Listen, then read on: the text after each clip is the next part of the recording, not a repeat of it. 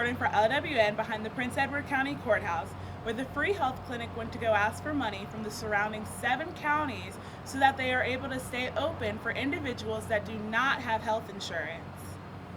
Ravynn Sykes reporting for LWN outside of Willett Hall, where the new basketball season will soon begin.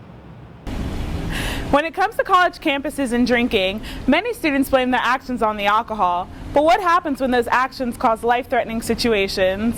Ravynn Sykes reporting for LWN, where this weekend, Spring Weekend, will be taking place on the campus, which is an annual tradition. Ravynn Sykes reporting outside Greenwood Library on their new one-point system. Thanks, guys. I'm outside behind Lancer Park North at the groundbreaking event for the new Environmental Science Building. Ravynn Sykes reporting for LWN on the utilization of these blue safety poles on Longwood University's campus and student safety concerns. Ravynn Sykes reporting on Longwood University's campus about BandFest and the upcoming changes. BandFest is an annual event that is hosted by the Longwood University organization WMLU. It is an event that is not only for Longwood University students, but also involves the Farmville community. It is hosted behind the Langford Student Union and usually consists of 7 bands for 7 hours of live music. Jake King explains the process of how headliners such as this year's band Soja are selected. It's a little bit of a different story for each one. I mean, our headliner this year, Soja, that was a band that was thrown around really early on by pretty much everyone.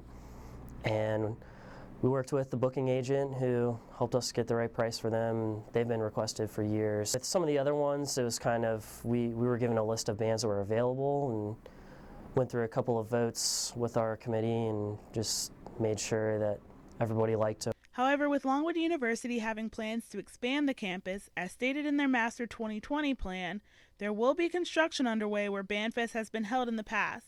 Therefore, there is a possibility that it will be hosted on Eiler Field, behind the dining hall, but no permanent plans have been made. Keith Baldwin discusses Eiler Field rumors in the joint budgets. I feel like Eiler's really going to happen because they're doing renovations on Langford. So as far as I know, behind the scenes going to be out of commission.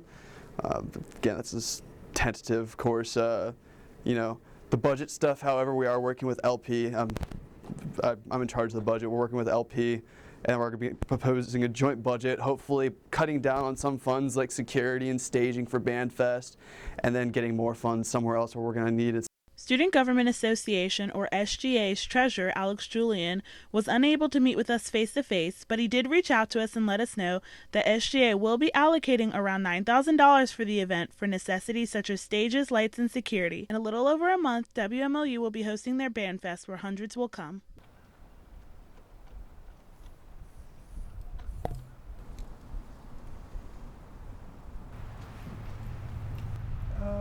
Well, one thing here, you know, there's a lot of big bass and everything, and it's a real pretty place to come and fish at. Adrenaline. It's just pumping all the time because you never know. It's like today I was out there and I kept fishing and fishing. I fished for 4 hours and didn't catch anything. And next cast, I caught a big one. About 10 casts later, I caught a real big one. And my heart's still racing. That's why we do it.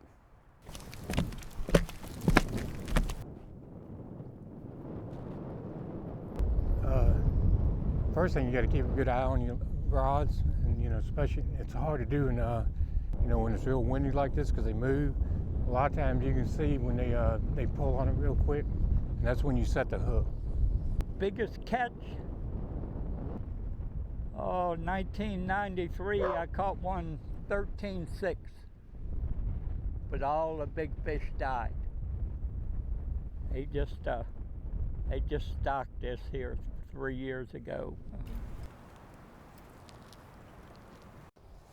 Well, the worst time we ever had was right out straight from the big pier there. We got stuck on a stump, and we were probably stuck for a good 3-4 hours and couldn't get off. And I mean, you're swamping the boat with water, you know, almost flipping the boat over. It's just dangerous out there. Longwood University is not just a college campus, but is also a part of the Farmville community. Therefore, when students decide to drink, they are not only affecting classmates, but also residents in the Farmville area. This week, the National Save a Life Tour visited from 9 a.m. to 6 p.m., educating students about the effects of alcohol. The event was sponsored by two Longwood University groups, Delta Zeta and Phi Mu Delta. Ronnie Brown, president of Phi Mu Delta, explains the cost. The Save a Life Tour costs a total of $3,800, which we receive from the EPA account of the SGA to pay for the event. Valerie Olahar, Risk Management Chair for Delta Zeta, explains the importance of having the organization come on campus, especially this week.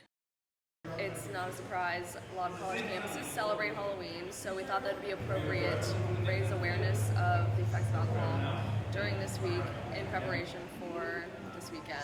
With Longwood University being on PR Newswire's Top 100 Party Schools, the Save a Life Tour has relevance beyond Halloween weekend. The organization brought to life the consequences of drinking with the videos they played at the event. They also brought a driving simulation machine that was a main attraction. Clay Martin, a representative from the National Save a Life Tour, explains further. The way it's laid out, you have the car portion of the simulator, and everything works just like a normal car. So you got your brake pedal, your gas, and your steering just like normal, but there's also working blinkers, speedometer, tachometer. You can even turn the air conditioner on and off on the vehicle.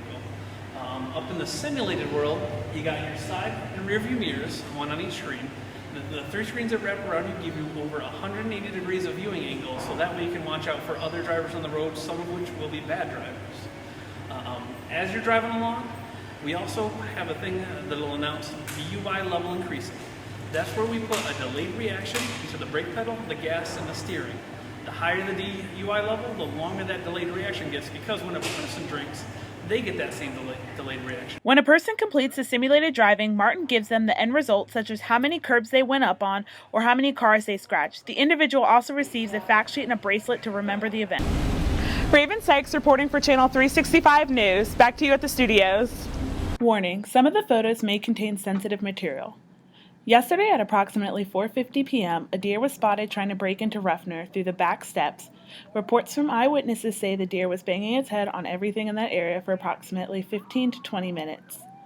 Sources report that a Longwood University teacher attempted to help the deer down by catching the animal, and then the police arrived on the scene, and that is when the deer jumped from the banister. According to an anonymous source, the deer was seen at Longwood University's Craft House at approximately 3:15 p.m., where they presume the deer made its way over to the Ruffner area. The deer was last seen alive leaving the scene, but as to whether the deer is alive or not is unclear.